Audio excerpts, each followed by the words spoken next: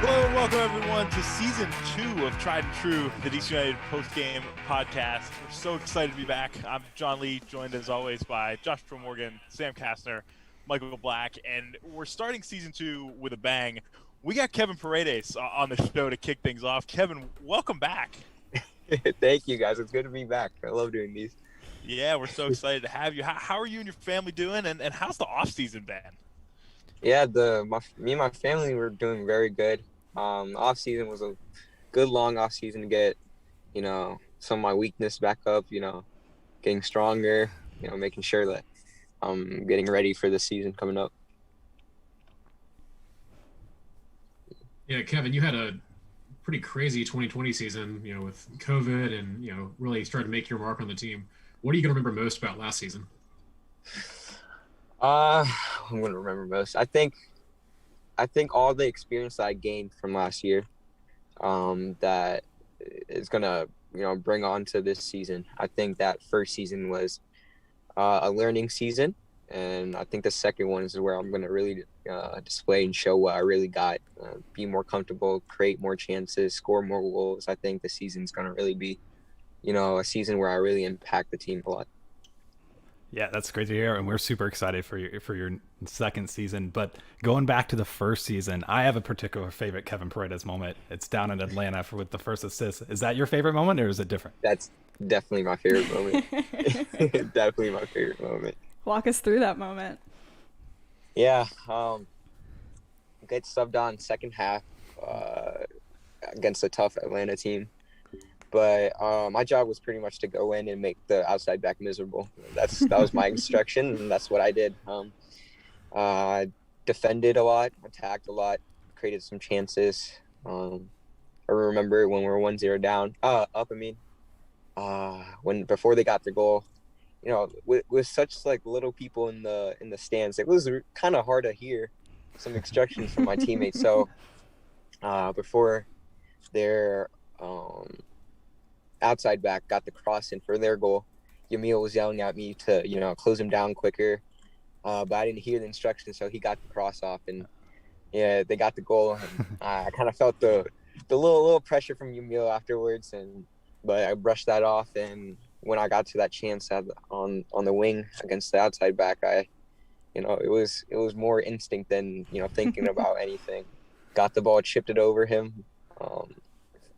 It was two players. I saw Rivas and I saw Yuri. I split it and picked it down the middle. One of them got it, and it went back to the net. So I was grateful for Rivas to pick that out for me. Do you remember the sound in the building after that happened? It had to have been a little bit of shock from the crowd, but excitement from it.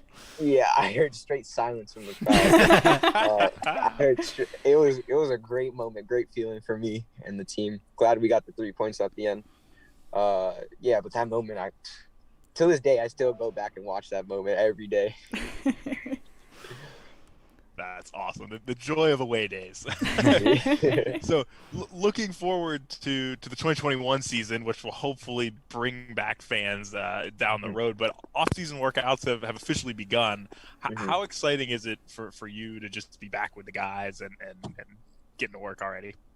Yeah, it's a great feeling. I miss being with the guys.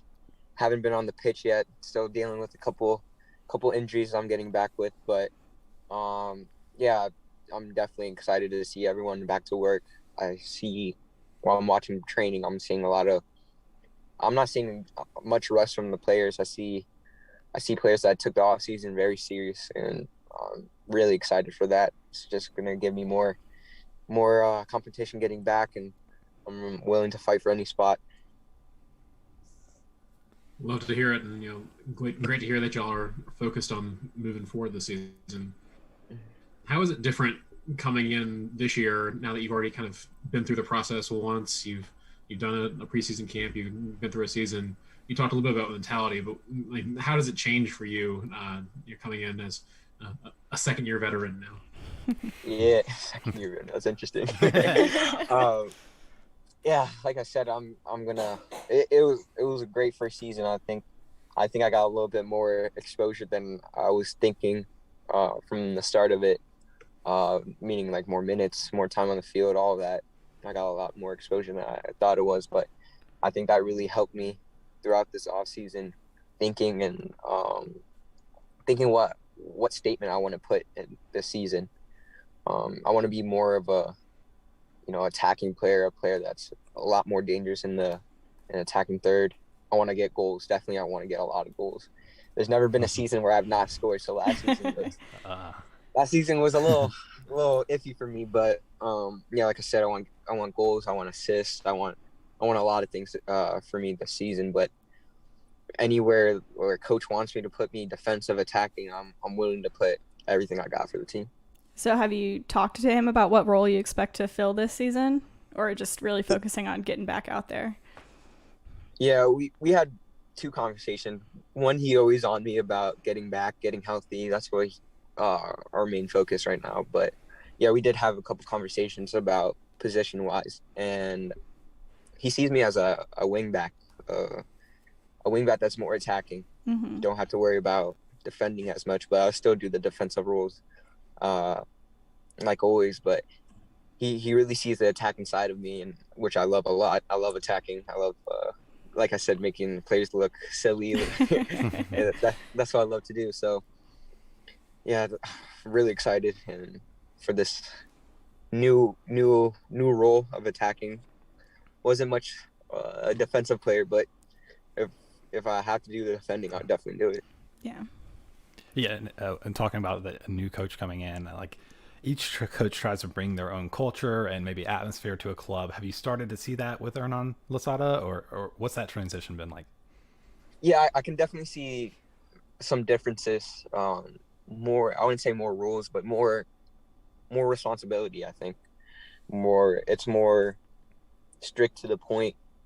It's get your stuff done quick and keep moving. That's what I've seen so far, which I like a lot. Everything's more structured, I believe, and I see a team that's more, I wouldn't say more focused, but more in tuned. Yeah. These past couple of days, which I really like to see. Awesome. So can you talk a little bit more about kind of what the overall attitude has been like going into this season? We don't want to harp on it, but the last 15 minutes last season were just brutal. So what's the mentality kind of moving forward into 2021?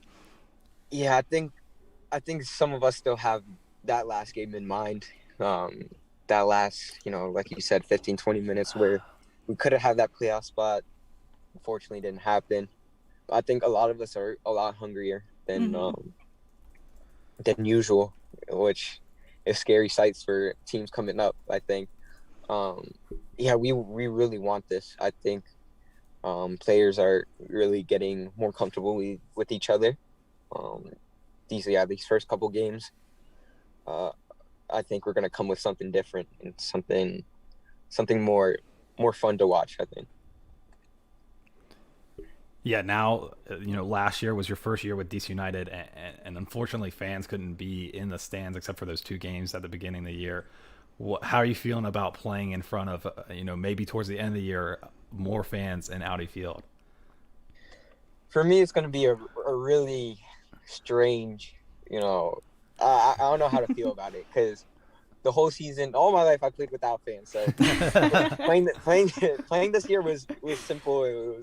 It was much more comfortable. But playing with fans, I'm excited. I want to see the atmosphere and all that. But the screaming, all that, I'm not. Yeah. I'm usually doing the one screaming. Oh. Yeah, I'm usually doing the one screaming. During in the stands, so people screaming at me, chants, all that. I'm not. I'm looking forward to it, but I don't think I'm necessarily ready for it. Just picture that first goal at Audi Field with fans right in front of the supporters section. You'll never want to go back.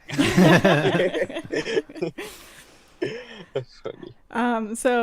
Speaking of kind of your history playing with DC United, they just signed another academy player, Jacob Green. So do you have any experience? Do you know Jacob?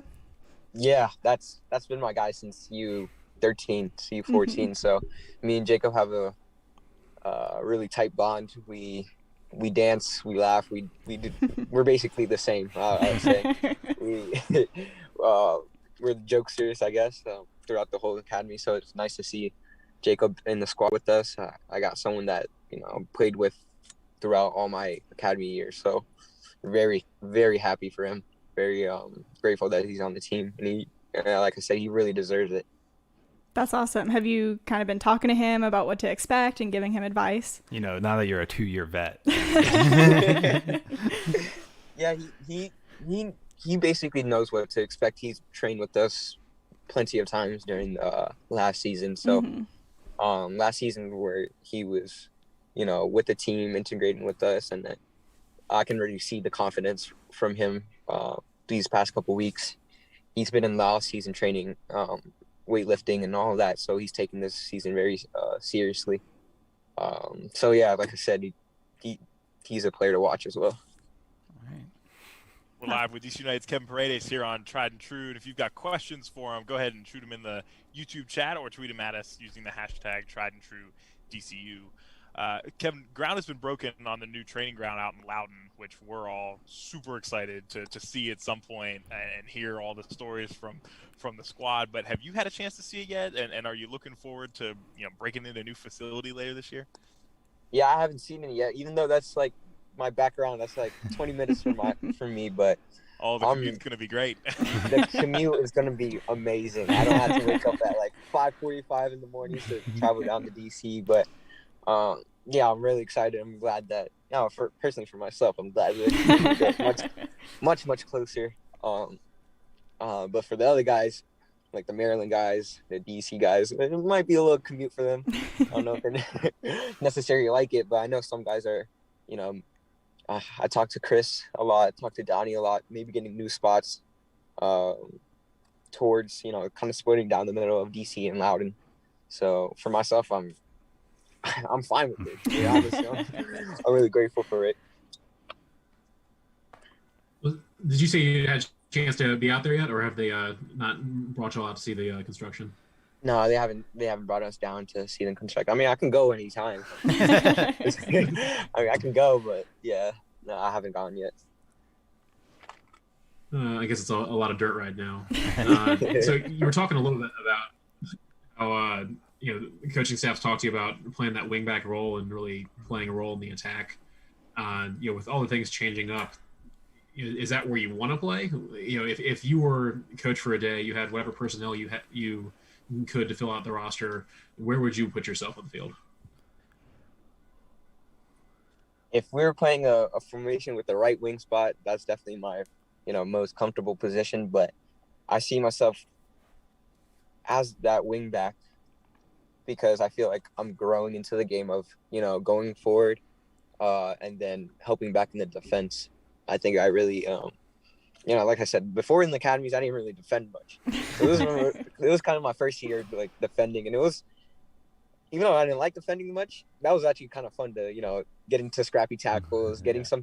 I've never won a header in my life, so I don't know how I got a couple headers. So I got a couple headers out of nowhere. So it was kind of fun to play. I would say it was really fun to play that position to, go up to the attack, but still have the responsibility to defend against, some talented wingers. And I would say I did decent in a couple of times I played wing back, and I just need to grow my defensive game a lot more. Yeah, Kevin, one of my co-hosts has snuck in this question about FIFA because a year ago we played in the final of a fan tournament, and the first half I think it was tied. That's where I'm going to end the story. Whatever happened after that, I don't remember. But have you gotten a chance to play over the off season? You've been grinding on foot. All right. Well, I'm not going to ask for a rematch then. I think you still hold the belt as best FIFA player on DC United until further notice. Yeah, I mean, hey, whenever you're ready for a rematch, I'm here. I'm ready for it. Noted. I'm ready for it. All right. So we have our final question. It's the same question we kind of ask everyone. Last time we asked you to pitch why someone should get your last name on the back of a jersey. It clearly worked with Joshua because I think you promised us an MLS Cup at some point. I definitely did. Definitely did. So just wondering if you have anything to add. I'm sure Joshua's looking at that new white marble kit potentially. wanting to get that. So do you have a new pitch for someone looking to get a new jersey? I'm gonna keep this one short and simple. Yeah, I'm gonna keep this one short and simple. I'm coming different this year. That's it. That's all I gotta say. That's all I gotta say. And I heard a lot of talk about goals and assists and things everywhere. I love it, Kevin. I'm so excited to see you this year. Hopefully at Audi Field at some point you will be there cheering you on, and it's always a pleasure to have you on. Thank you so much for joining us, and best of luck with the continued recovery. Thank you. I appreciate you guys. It's fun. Absolutely. It's DC United's Kevin Paredes, and we'll be right back here on Tried and True, the DC United postgame podcast. Tried and True, the DC United postgame podcast, presented by Heineken. We'll be back in less than 2 minutes. Can't listen to us live on YouTube? Find Tried and True, the DC United postgame podcast on Apple Podcasts, Spotify, Google Podcasts, Stitcher, YouTube, or Pocket Casts the morning after the match.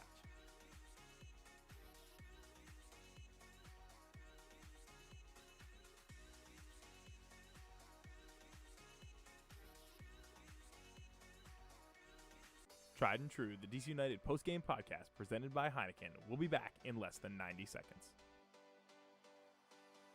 Hey, thanks for listening live. If you want to join the conversation, let us know what you think in real time using the chat on YouTube Live, on Twitter using the hashtag TriedAndTrueDCU, or text us at 202-892-6328.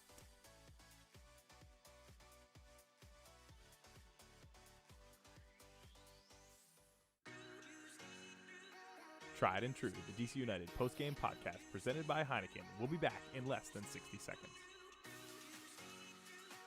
Let us know what you think between games on Twitter at hashtag TriedAndTrueDCU, or email us at triedandtruedcu@gmail.com.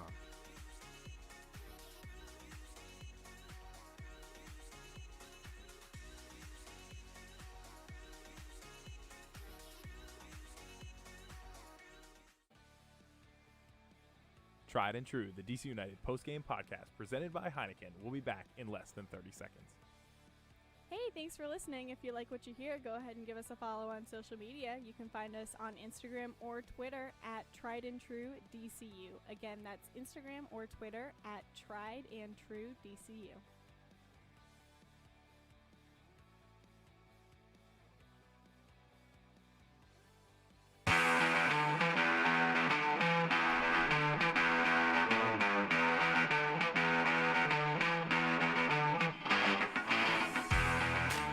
Welcome back to Tried and True. Season 2 is officially underway, and God, I love having Kevin on the show. He's just such a joy to talk to, and he's so focused this season. It sounded like he's out for blood this year, and I can't wait. I know. I'm obviously a big Kevin fan. I'm so excited. It sounds like he is just more focused, and I don't think he ever really had a confidence issue, but I think that, he had so many great moments last season to back it up. And from everything we've heard from Losada and then kind of hearing Kevin and the conversations they've had, it sounds like he's also really willing to develop Kevin and give him a shot on the team. So I expect a lot. Yeah, I don't want to read too far into Kevin's comments, but there's some nuggets of information that came through that conversation that I might have to go back through and listen a few times. Well, I wasn't surprised to hear wingback is potentially where he's going to be playing, which kind of fits into the mold of what we think we're going to see out of a Hernan Losada style. And I don't know, guys. I remember saying last year a couple times I thought Kevin looked good at wingback, so I'm excited. Yeah, it was funny hearing him kind of talk about how he doesn't like playing defense. But I mean, I think, from the style it's going to be, it's almost kind of defense in your offensive half. Yeah. So, it's not like the gritty defense in your own box, having to win those headers. That was a funny joke you made too. Almost fell out of chair. He's like, I don't think I want a header in my life. Me neither. Right? But yeah, it was super cool, and let's be honest. Go ahead. Yeah, Blake. if any of us ever scored an MLS goal, we would watch it every day too. So. Yes, absolutely. It's great to hear that he's so building on that success there. Yeah. Well, and Sam, I'm glad you got the question in. Coming into this year. Yeah. That's right. I'm glad we got the question in about Jacob Green a little bit, because he was like, "Yeah, he's basically another me," and I was like, oh boy, this is gonna be fun. Also, I'm sure you're texting Sam like, okay, so for our next guest, Yeah, right. we need to hear from Jacob if he's another Kevin. It's always a fun interview. Well, speaking of wingbacks, I guess we should talk about some player movement with DC United, and as Joshua has the Paredes jersey on, I'm wearing the Paul Arriola jersey, who's currently not on the active roster as he went out on loan to Swansea City. But the good news, at least for the short term, is there was not an option to buy in the initial contract, and DC United has the ability to recall him by May 4th. Don't necessarily see a recall happening, in my opinion. I think he'll probably at least play out the season with Swansea. But as far as I've seen so far, he hasn't had a ton of minutes, and so Steve Goff had an interesting interview with him a couple weeks ago, and that was in the Post. And I don't know. It sounds like Paul's having a tough time just trying to figure out, like, am I going to stay? Am I going to go back to DC? He liked DC. He'd love the opportunity to play in Europe. But it's just kind of a torn kind of situation for him, which is, at least from my perspective, how a lot of us feel too. We're excited about the opportunity for Paul, but like we need him to come home soon. Well, I think I'm not as familiar with Swansea, but I think I was listening to the Total Soccer show and they were talking about how their right wing back is like very good. Yeah, they're right starter. And they're left. Yeah, so they were saying that it's going to be extraordinarily hard for Paul to even like break into that position. So whereas the Jordan Morris move, obviously like pre-knee injury, which is, just heartbreaking. But even more heartbreaking, so I'm about to say, I think everyone thought that move was really going to lead to something permanent, where I've kind of seen that for Paul, the thought is that, unless, God forbid, another injury happens to someone on Swansea's first team and like he has a larger role to fill, that this is kind of just him getting back into soccer after coming off of his own knee injury. But a lot of expectations are that we're going to see him back.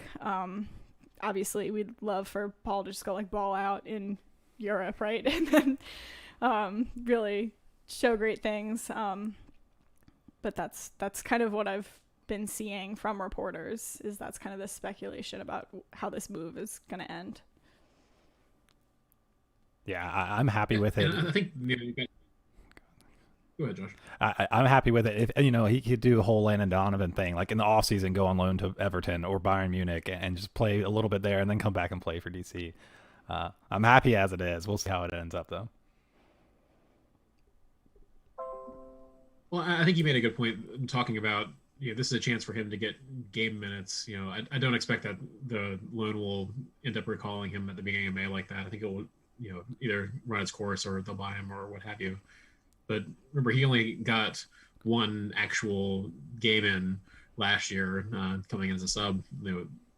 This is a great opportunity for him to play. I'm really happy to see that pipeline to Swansea paying off, having the ownership connections there, and really having an opportunity for him to shine. I think you're right that it's going to be tough for him to get in there and get on the field, but at least there's an opportunity. So definitely some room for excitement there. Yeah, and he should really come back in mid-season form. I mean, even if he's not getting a ton of minutes, just the fitness you build from mid-season training, I think is going to have him ahead of the rest of the team, or kind of just with him, depending on when he comes back. But looking at the championship table right now, it's kind of a mixed bag. Swansea have 2 games in hand, so they're by no means out of the hunt for an automatic promotion, which is probably the most ideal situation for DC United fans, because we'll have answers quicker, or we'll have Paul back quicker. Probably don't want to end up in the playoff scenario, which could, and with the talks of reopening in the UK, they're talking about potentially bumping those back a week or two to allow the 2-legged first round to have fans for both teams, which would potentially prolong Paul's loan deal even longer. So I think at this point I've settled on very much rooting for Swansea to get the automatic promotion, but for Paul to just really not like the UK and want to come home. Like successful loan deal, but just not for him. That would be my ideal situation. You keep hoping for that one. I'm trying, guys. I'm trying. Yeah, we'll have to talk to our friends about the appeal of living in Wales. I don't really see it, but Go figure. And it is tough because as a player like Paul, who would be really one of your talisman on this team, to not be able to be here during the preseason and the lead up with a new coach, it's a struggle, I'm sure. But at the same time, I don't think there's any doubt that Losada has seen what Paul can do and has a very strong idea of how he's going to slot into the roster if and when he does come back from that loan. My money's on wing back. Got a lot of wing backs. All of the wing backs. In other roster news, Felipe is back for another year, 1-year deal with a 1-year option, and of course that's him coming off of the ACL that seems to be biting a lot of folks this crazy year. But I'm personally excited. I think Felipe, as we've talked a little bit before, has kind of emerged as a big voice in the locker room, and I'll hesitate to say fan favorite just yet, but he's definitely winning over entire swaths of the fan base. And I think he's the kind of guy that, I don't know, he could be fun to watch in a Losada style. I'm super excited. I mean, I said it when we did our season review, or we were looking ahead. I don't remember which show, but I think he can definitely kind of forge a pretty important spot on this team. I think he has, that gritty mentality that DC United needs. And I think he loves it here, and he's done a lot to win the fan base over. So he won me over. I know not everyone is necessarily on board, but I think you're right. I think more people are. Yeah, I think it'll be important, especially, I don't know if we have confirmation, though, but like a 5-3-2 or whatever, those midfielders really stand out because you're counting on them to, track back and help on defense still, but also they move the attack. And so Felipe can play, in different formations, he can play D-mid all the way to maybe like a pseudo 10. So it'll be interesting to see him apply his skills, maybe with a little bit more freedom, because there's less winger help. Yeah, and when you're playing so high up the field, you're really susceptible to counterattacks, but he's not afraid to get in the middle and really stick into that challenge. We all know I that. think, yeah, for better or worse, but I think that'll be good. Heard Felipe's style described. He's not afraid to get stuck into that challenge. Yeah, but I think that'd be helpful. I think we talked about it at the end of the season. I think we're all happy to see him back in some role. Obviously, there's going to be recovery from that injury. What he's doing, he's gone through a lot of different changes, a lot of different teams, and we'll see how he slots in here in this new system. Yeah, and one other re-signing that was significant for DC United, Chris Aduya-Chim. I'm still convinced it's Chris Aduya-Chim, but I would like to have him on the show and get the proper pronunciation. Dave Johnson and I are fighting over that. Does he know that? Or I don't think he knows that. I haven't let him know yet. I haven't accidentally butt-dialed him lately. That's a story for another show. But, COA is coming back on a 2-year deal with another 1-year option on that one. And another exciting option, potentially another exciting wingback option, or if we morph into more of a defensive, back five, then I think that's going to fit him well. And young talent, I think the ceiling's still pretty high on him. Yeah, we haven't got a full year in review for COA because he beat cancer while he was a DC United player. It's interesting because, like you said, that right wing backs position, we have so many players that could play there. We don't have a lot of right backs. So that'll be interesting. But Gressel, Paredes, those guys can fill in. So COA is a good player, and he's in that mix. I'm happy to have him back. Yeah, definitely. I'm happy to see him get some quality time and see how he develops because he's still so young. I feel like we've been talking about him as a part of the DC United picture for a while now. But he's still really young, so he's still got a lot of time. Sure, and. Yeah, and with being a young player, it's not a contract that's going to break the bank by any means. We've got plenty of roster spots. He's a U.S. international or U.S. national. There's really no downside to bringing him back. I'm glad they were able to work it out. Yeah, I'm just thinking the scary part of having so many of these potential wingback players. I think back to the beginning of last season when we were like, how are we going to get all of these midfielders minutes? And then they went down one by one. And so I hope that we have a very different injury outlook of this season. We certainly got bit real bad last year, but I think with the aggression and the just the style that Losada wants to play, I think rotation is going to be key, and so I could see different squads coming out, quite a bit to keep folks fresh, especially if we end up in crazy fixture congestions with a potentially condensed season again. But in that realm, O'Neal Fisher obviously is no longer with DC United. He signed with the Galaxy as a free agent, so that's one less piece you've got to fit into the puzzle there. Yeah, I mean, hopefully, wishing him all the best, just not against DC United, I think. Yeah. Couple other moves here we'll run down real quick. DC United signed Michael DeShields after drafting him 5th overall, so he's with the squad. And then racking up some Garber bucks here, $125K in GAM to the Galaxy for discovery rights to Derek Williams, which just the whole concept of discovery rights is a little bit questionable, but then when you're like trading and getting this monopoly money for calling dibs on a player, it's just so MLS. Like, I would love to see the database that's like somewhere at MLS headquarters that's like, here's all the players that all the teams have called dibs on. And like, who do teams not have dibs on? Yeah. This was one of the less. This is one of the less fraudulent ones. Like, we actually tried to sign this guy, or we were there were some ones like, oh, they had Didier Drogba on dibs. Like, okay.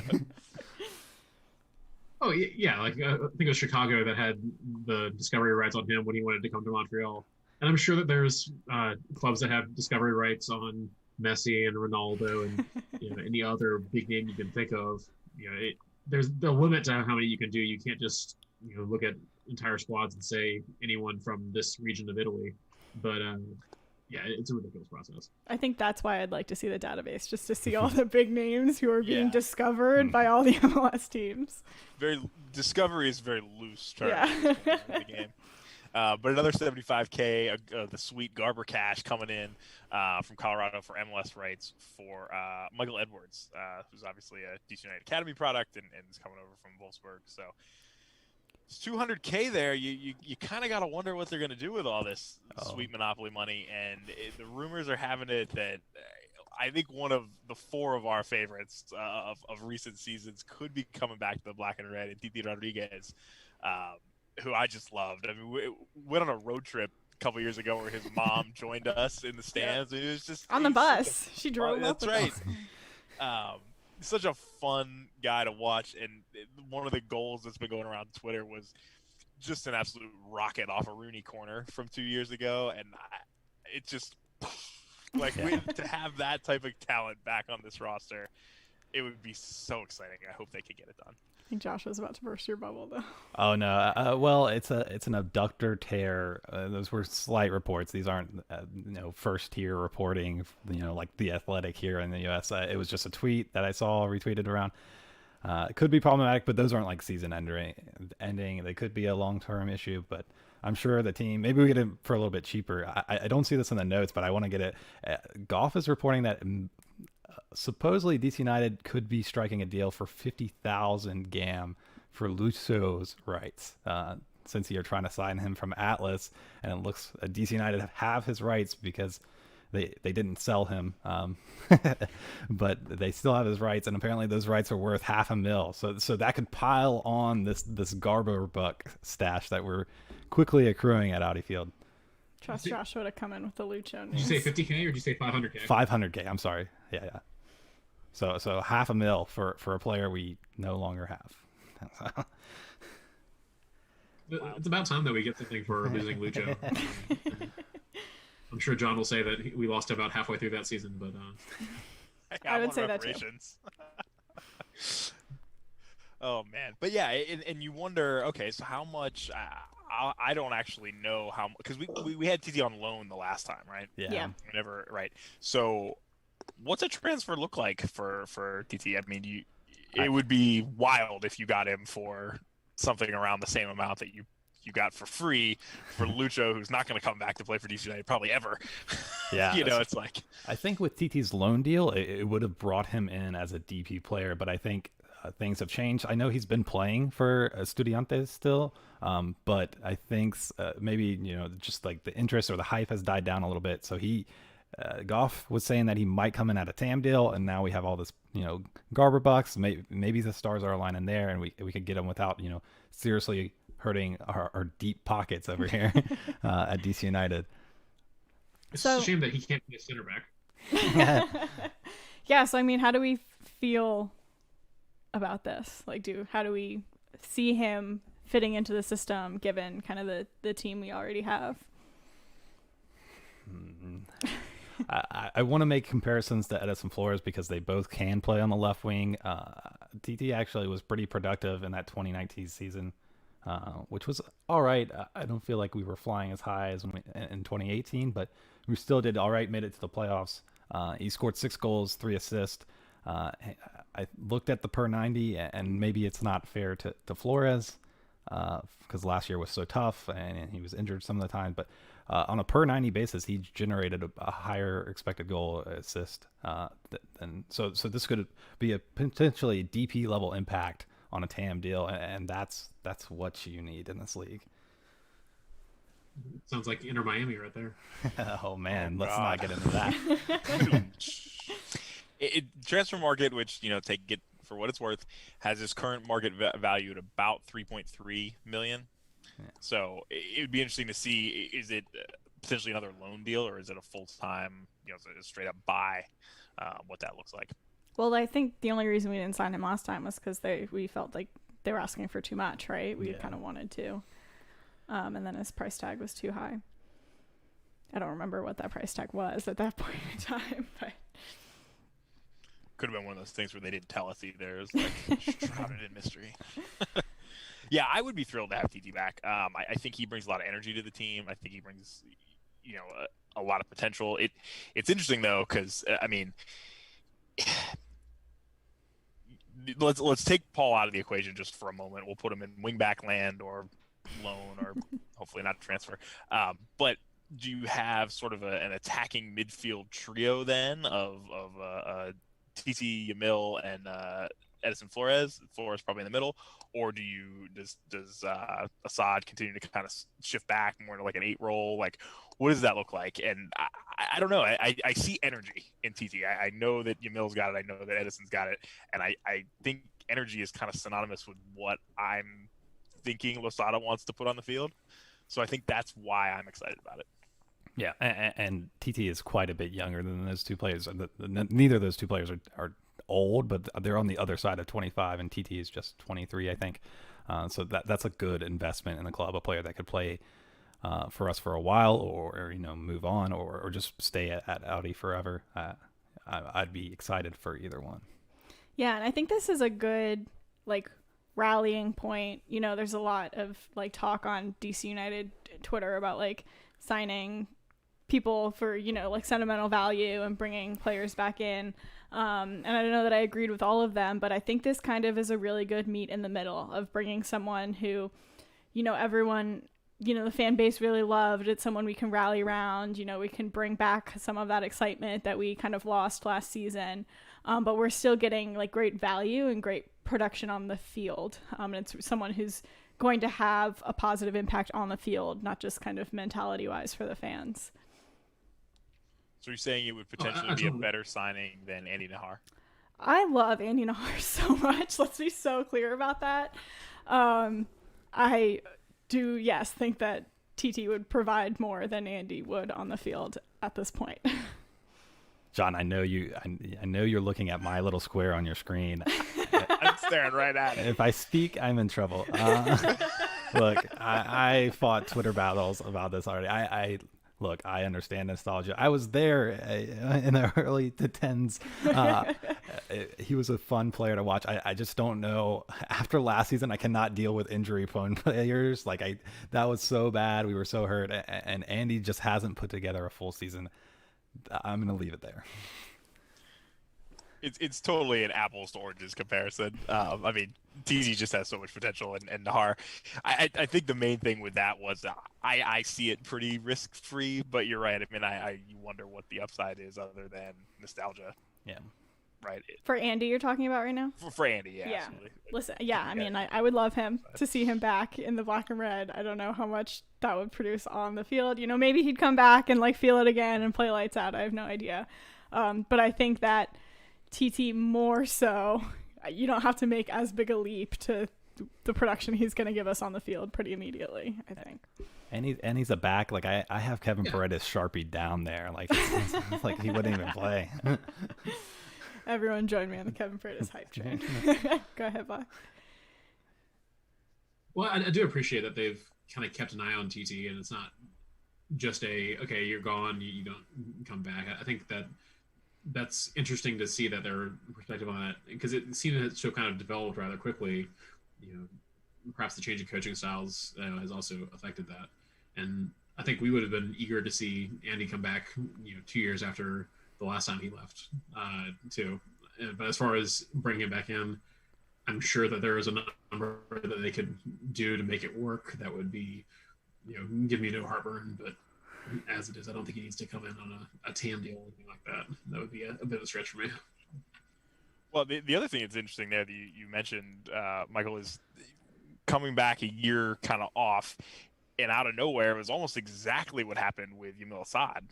I mean, it was earlier in the season. It was actually kind of at the end of the 2019 season rather, but kind of couldn't get it over the line until the start of the 2020 season. But that seems to kind of be the tactic there of DC United, get some of these players in, and it's like, okay, well, you're going to try to fleece us for all this money. Like, we're good. You can take them back. We're not going to pay that transfer fee. And then a year later they come back and it's like, remember when we told you we'd pay you this much? Well, we'll still pay you that much. And now the club's like, okay.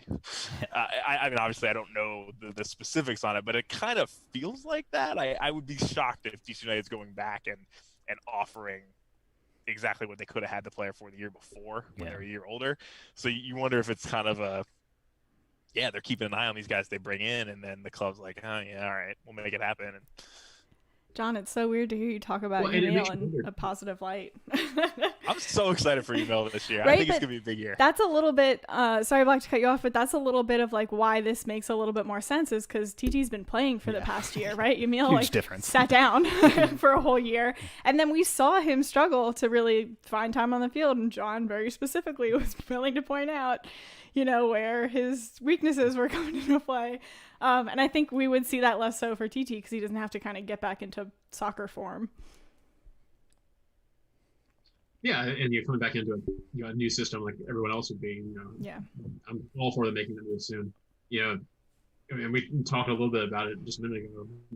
With Lucho, there were some reports that DC was considering, seeing what it would take to bring him back in. Who knows if that developed at all, or if he, wasn't interested in come back. Who knows? But it is interesting to see them going back to the well of folks they've already kind of done the work on, rather than branching out of it. Yeah, and they're spreading the net as well in the European lower leagues. It feels like every other day DC United's linked with an attacker from abroad. We got Roberta from the Belgian league, and then there's so many I can't even keep track. There's more. They signed a couple players that are now with Loudon. It's a lot. Hopefully they find some center backs over there. I would love that. But yeah, stay tuned. I know the transfer window opens pretty soon, so keep your phone, charged and ready to go. It could be big news for DC United. Yeah, it's officially silly season, and I was clicking through as you were talking through just real quick back on TZ about that's a awesome point about he played a ton in this past year, whereas Yamil did not. I did not realize just how many minutes TZ Rodriguez logged for DC United in 2019. It is mind-boggling. Dude played in 33 of 34 MLS games for us, 2,700 minutes. He played in 2 Open Cup games, which was 208 minutes because, of course, we went to extra time. And he played in the playoff game and went the full 120. Oh, gosh. This dude barely missed a minute for DC United in 2019. So different style, different coach, but he was a more important player than I guess I remember in terms of minutes, which just has me even more excited about, potential reliability out of this guy. Yeah, so I think we all co-sign this one. Get it done. So shifting into sort of what this season is going to look like, I think the last time we talked to you, the CBA drama was still kind of working its way through. Well, it's sorted out. I don't know if anybody's happy other than the owners, but we're at least happy that there's going to be soccer this year, and hopefully we'll have a schedule here in the next couple of weeks. We're hearing like mid-April is probably the tentative kickoff date.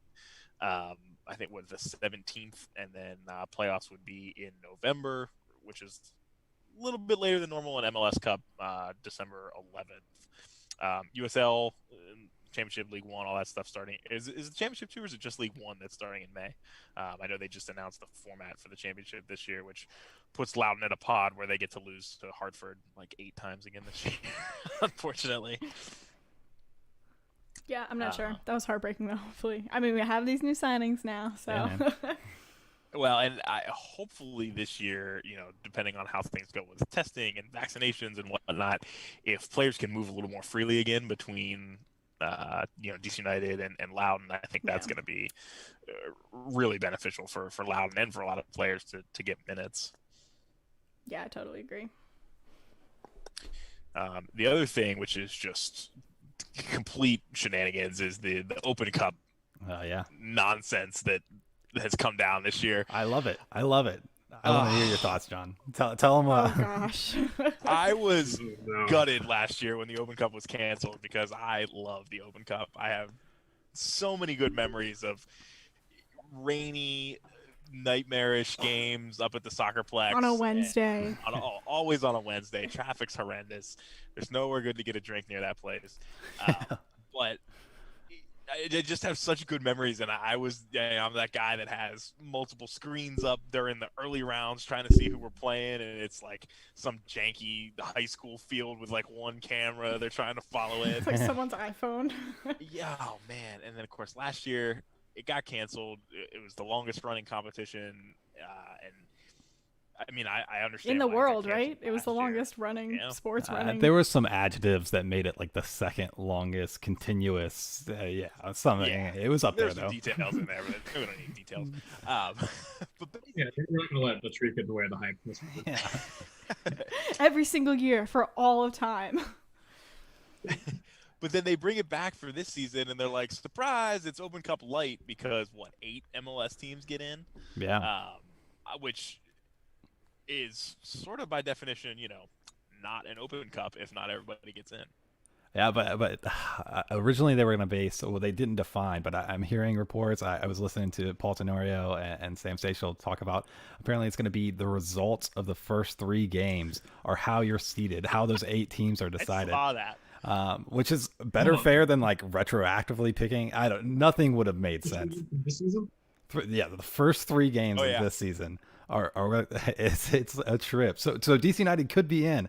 All you got to do is win your first 3 games, and you're pretty much in. Dude, I hope we get Cincinnati, Chicago, and then like Montreal or something. No, Cincinnati again. I don't know. We haven't had the best run against them, but yeah, it'll be interesting. So and then you join in the round of 16. So 3 games to get in, and then 4 games to win the final, and then you're in CONCACAF champs. So you could literally make it to the world, like the FIFA Club World Cup, in like a record number of games. Probably less than like. And if you are super lucky, you get 2 years of CONCACAF champs out of it if you happen to cancel the tournament in between. Somebody mute him. Josh was feeling real optimistic this year that not only would DC United qualify, but win the Open Cup and then qualify for CONCACAF, win that, and go to the Club World I'm Cup. just saying, Alphonso Davies, watch out. DC United is coming back for you and Bayern Munich. Oh, man. I will tell you what, if DC United manages to qualify the Club World Cup, we should definitely do a show from on site and provide live coverage of it. But it is a shame to see the Open Cup move away from that broad format. Some of it is what it is. It's COVID. It's there's restrictions on there, but just as a soccer fan, being able to watch a random bar league team play against some of the giants that you can see every weekend on whatever platform we happen to be streaming on that weekend, there's something special about it, and I think we will lose some of that with the format this year. I hope they go back to the more inclusive format as soon as possible. But if what they're doing this year is what they have to do to get the tournament in, fine, let's do it. Let's make the best of it and move forward. Yeah, I mean, I completely agree. I don't know, you look back at 2013 and those were all the games we won in 2013 pretty much. So, I hate that it kind of depends upon your season play. I know, 3 games is not really like depending upon your season play, but it's kind of just depending on 3 games. But yeah, I mean, I hope we qualify because John, I'm the same. I love it. I think it's pretty ridiculous. I love it. And I was heartbroken last year. We've talked about it before. Would y'all rather win the Supporters Shield and then not MLS Cup, or win the Open Cup? Oh, so Shield. The Open Cup. Nah, I'm Shield. I feel like now I just kind of think the Shield is shambolic because you don't play everyone at the same time, and you don't even play everybody. So I think I'd say Open Cup too. But maybe not this year's Open Cup because you're also not playing everybody. That's some interesting logic for saying a tournament is better than a league where it's unbalanced, because you definitely don't play everyone in a tournament. Well, that's what I just said. I know, but it's also, when you play Cincinnati 12 times, but you don't have to play LA Galaxy or like LAFC. That's what I meant to say, right? Like that's a very different competition. Let's just win both and I call it a day. Yeah. That's the Black said, solution. I'm gonna ask this question and win the answer. I already know. But I was listening. I think it was Filibuster talking about like, if this is going to be a transitional year, it would be cool for DC United to have something like that to go seriously in. Because if we're not going to be competing for maybe the Supporter Shield, right? Because the team is in too much flux, you could definitely put full strength into the U.S. Open Cup, and that would be a fun trip, great first year achievement for Hernan Losada. I wonder if that's his mentality, though. It'll be interesting. It's a whole new world. Well, yeah. Well, and that's an interesting, perspective too. I don't think we have details on what playoffs is going to look like. We don't have a schedule yet. But if this is a year where, and we'll talk more about this in our season preview show, but if this is a year where we go out, take it up in the cup seriously, and then we, find a way to sneak in the playoffs and see what happens, I'd be happy with it. Yeah. Well, and speaking of Conca Champs, new format was announced for that again. I feel like they change it every couple of years, but 50 teams now, which is great news for MLS teams. More opportunities for MLS teams to get in, but group stages back to the fall, knockout stages back to the spring. I think it's good and bad, right? It's another opportunity for more MLS teams to have a shot at finally unseating a Mexican team. But at the same time, we've seen that the spring knockout rounds is just devastating for the MLS teams when they're in, basically training camp. And right about now, they would be having to ramp up to play an elimination game in this, intercontinental tournament. So the timing is not great. But I don't know. What are your guys' thoughts?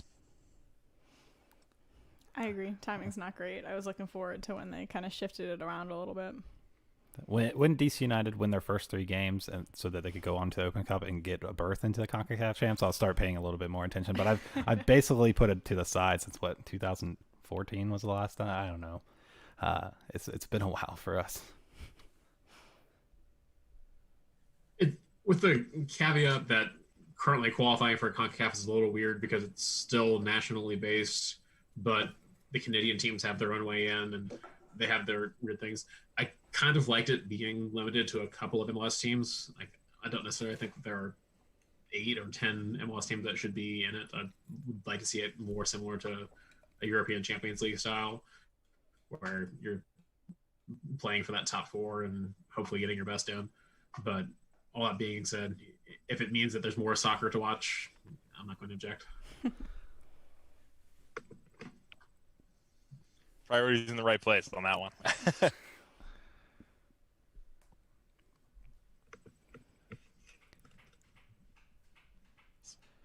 Yeah, so sorry about that. The screen was getting locked there. We talked a little bit earlier, obviously, about DC breaking ground on the new training facility, and I'm over the moon for this. We talked a little bit about it with Jason Levy at the end of last season, but I just think this is going to be pretty transformational here, and perhaps most importantly, Kevin is going to have a great commute. I love his mentality with that. I love his mentality with that. He's just a kid still. Like, he's not thinking about what it means for DC United. He's like, oh yeah, I can just drive over real quick. It's gonna suck for the Maryland guys. But it would be great. I can't wait. And then the big thing with that is the academy and the first team will all be in the same space, and so the interaction that we've started to see between Loudoun United and DC United, that has been positive, has gotten people minutes at the level they needed in the moment. You'll start to see that more and more and more. It's so huge. And one of the big things that you hear about all the great managers is that they have the tactics all the way down to the youth teams. And what a better way to do that than to have the youth teams there on the same fields or the next field over, to really have the same energy and mentality during these practices. It is a huge deal, John, and you're not the only one excited about it. And not just because of the commute. Yeah, John, that's a little bit closer to you now. Like, are you going to be like joining like carpool with? I think it might be further away. It depends. Depends on the traffic. And I'll tell you, in that area, obviously is where Loudoun play, like right in the backyard, basically of where the new training facility is going up. And it sounds like Virginia has pretty much signed off on 1,000 fans in the stands for the Old Glory rugby team that now plays at Segra, which is, to me, basically means that we could probably expect Loudoun and the Spirit to have approximately 1,000 fans for when their seasons kick off, which is exciting and potentially an opportunity to see live soccer again this year. I think Loudoun had fans for a few games last year before, COVID infections kind of hit the team as a whole, and they wrapped up a little early. But I think with vaccines, kind of where they are right now, and warmer weather coming, I don't think it's going to be as long as maybe we feared before we can see a game in person again. And I'm so excited about that.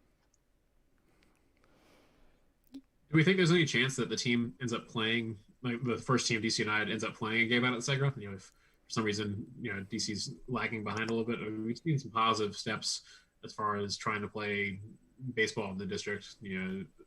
If DC United says, "Oh, we're going to play first couple of games out at Segra Field," I bet they can get some people. Yeah, I think that one's going to be, man, it almost makes me think a little bit of like when the Fire were trying to move back to Soldier Field, but the contract with Bridgeview said, like, you got to play all the games here.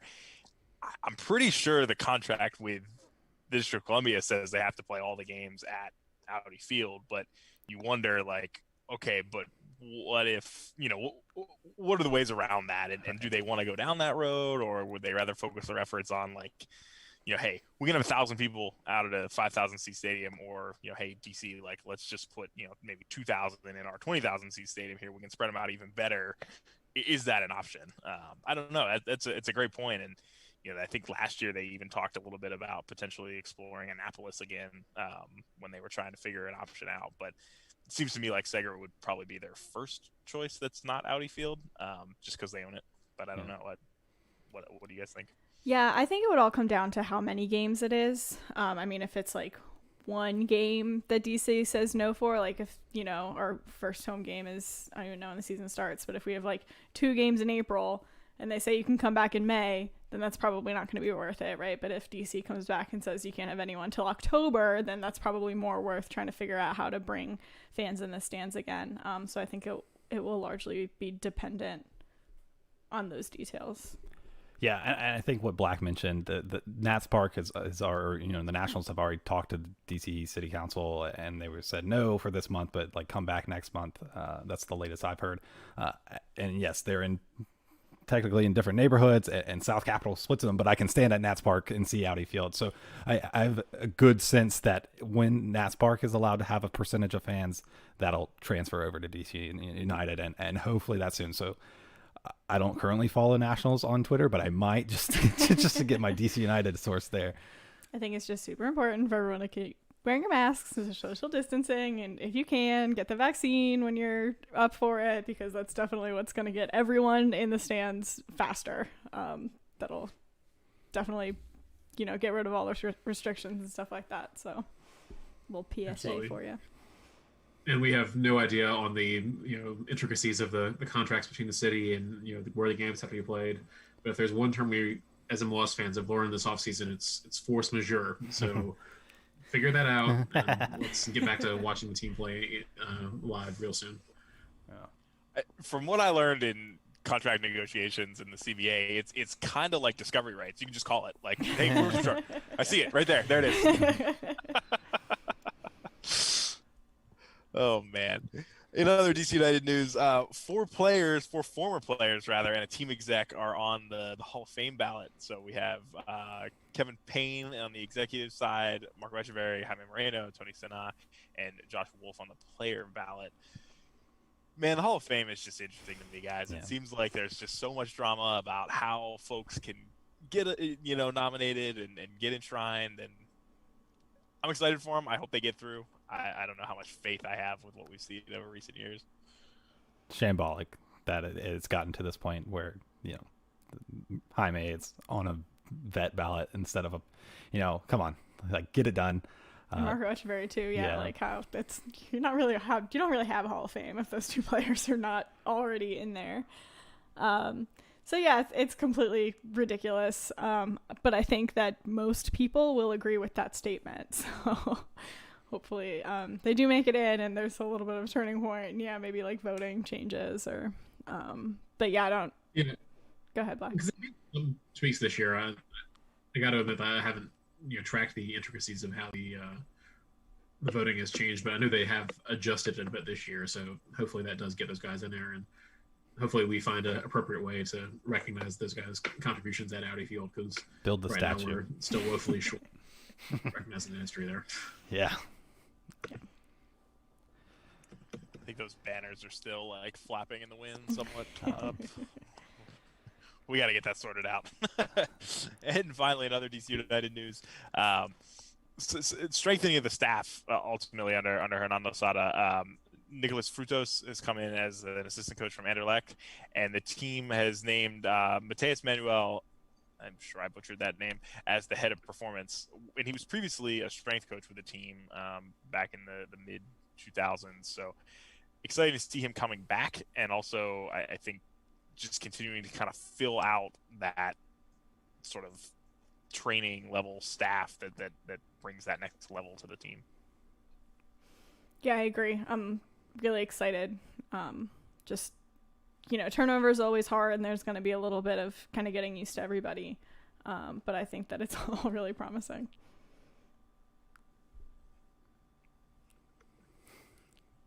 Meanwhile, we've held on to certainly not. No, go ahead, please. I'm sorry. Let's say meanwhile we've held on to guys like Chad Ashton and Zach Thornton, so good to have a little bit of continuity there. Yeah, absolutely. Definitely a transition year in a lot of ways, but hopefully one that can yield some, maybe even a trophy.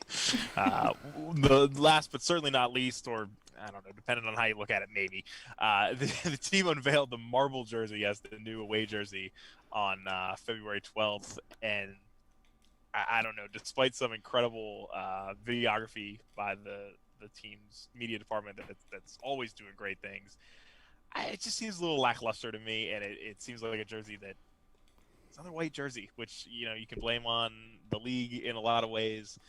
It looks very much like an FC Dallas jersey in my opinion, but have you guys seen it in person? Because I don't know, I've heard some rumors that it's better in person. Go ahead. It's better up close in person, definitely, but that's not how you're going to be watching them, right? You're going to be watching them run around from a great distance.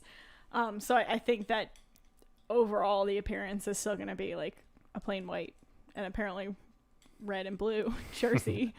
So yeah, I wish it were a little more defined. I also wonder a little bit, if we hadn't just had a plain white jersey, right? Like if we had something a little bit cooler for our last away kit and then we brought this in, I wonder if people would be a little bit more open to it. And B, obviously people have been asking for this cherry blossom jersey for years and years and years now. So if there wasn't already something that everyone really wanted, I think regardless of what it looked like, it probably wouldn't have fallen short. And the comments still would have been, but what do we have to do to get a cherry blossom jersey? So, you know, there were cherry blossoms in the pictures, which some people pointed out. So perhaps that's a little, you know, probably just reaching right now, but maybe that's a little teaser. Yeah. I'm tired of, you know, every time these jerseys come out, we hear, well, you know, there's an 18-month lead time. It takes a year and a half. You know, these designs went in, you know, before last season even, you know, got thought of. I'm tired of hearing that, you know, because at a certain point, that doesn't excuse the fact that at the end of the day, it still looks like a white T-shirt. Yeah, you know, we've been complaining about this for more than 2 years. So. That's all I was gonna say. Yeah, we've been complaining about it for longer than that lead time. So what now? Wow, man. So until they find a way to answer that issue, it's tough for me to justify, you know, picking up that jersey. Will I still do it? Yeah, probably. Blue shorts just is kind of wild to me though. Like I don't know what we're doing with the blue shorts. I think the red shorts would have gone with it. Like what are the blue shorts? Yeah, I think this is a whole different conversation, but I think it gets into like, is DC black and red, or do you think about DC the capital red, white, and blue America, right? And I think that for years it's been the black and red, and then I think that was kind of the thinking of like the red, white, and blue, because you know that's what all the other sports teams in DC have, right? That's their colors are red, white, and blue. I'm not saying I agree with it. I'm just saying, like, from a marketing business perspective, it's very interesting because I think those are two different okay, I could go down a rabbit hole, so I'm just gonna stop. I don't know. I think they went with blue shorts because the lettering on the back has to be a darker color, and so they went with the blue instead of the red. And you know, maybe it could have been black. That matches up with the. Still could have been red and black. The fact that they picked the blue over the black. Oh, we'll see. Yeah, it's true.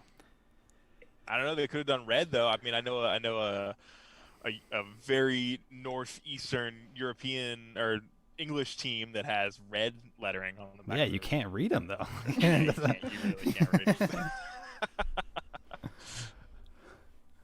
Oh man, they're cool though. Especially when you've seen other teams that have taken some risks. Like I think we saw the Portland jerseys that have kind of a mismatch. Oh yeah. We're not going to get into a jersey review of everybody in the league, but you know, you've seen some other folks trying to mix it up. Atlanta going with black and red, which would look like a very good jersey for DC United. It's tough when you see some other squads taking risks, and we have the nice black shirt that John is wearing and the nice white shirt that we'll probably end up picking up at some point.